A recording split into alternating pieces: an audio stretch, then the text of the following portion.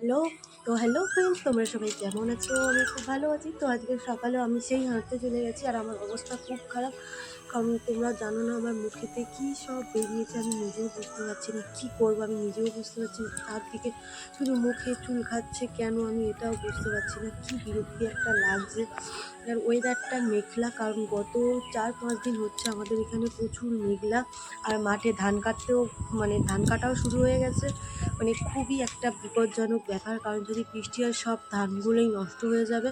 আর আমি এখন বাড়ি ফিরছি রাস্তা হাঁটতে হাঁটতে, আর বলো না, আর অনেকের ধানে তো বিশাল পোকা লেগে গেছে। আর এই বছর সত্যি বলতে ধানে বেশি ক্ষতি হয়েছে, কারণ এত পোকা লেগে গেছে ধানে যে কি বলবো। দেখো না, পোকা লেগে গিয়ে যে বিচ্ছিরি হয়ে গেছে, আর ধানের খুব ক্ষতি। ওয়েদারটা এতটাই খারাপ যে যদি বৃষ্টি হওয়ার ছিল তা একটু আগে হয়ে যেন পরে হোক, শুরুতেই ধান কাটা শুরুতেই বৃষ্টি শুরু।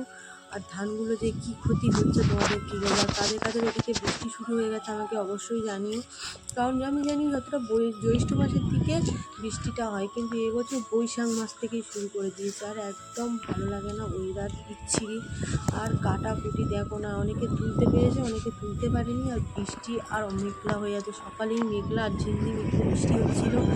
ওয়েদারটা ভালো, বাট যখন ধান কাটার সময় এরকম ওয়েদার না দেওয়াই ভালো। বৃষ্টিই না হোক, বাট এরকম ওয়েদার না দেওয়াই ভালো, কারণ সত্যি বলতে বৃষ্টি এরকম ওয়েদার দেওয়া মানে বৃষ্টি হবেই। এই ওয়েদারটা খুবই খারাপ।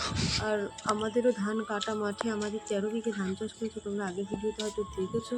তো যেন একটা টেনশনের ওপর টেনশন। তো এই জন্য অপেক্ষায় আছি মেঘলার ওয়েদারটা কখন কাটবে, কারণ ওই জন্যই, কারণ লোকজন পাওয়া যাচ্ছে না। মেঘলা ওয়েদার মানেই লোক নিজেরটা আগে তুলবে, অন্য কারোরটা করতে যাবে না। তো ওই জন্য অপেক্ষায় আছি।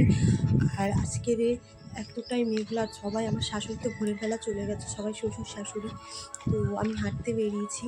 তো চলো সবাই টাটা, দেখা হচ্ছে একটা নতুন ভিডিওতে। যতক্ষণ তোমরা সুস্থ থেকো, ভালো থেকো, সবাইকে ভালো রেখো। যদি ভিডিওটা ভালো লাগে একটা সাবস্ক্রাইব করে দিও।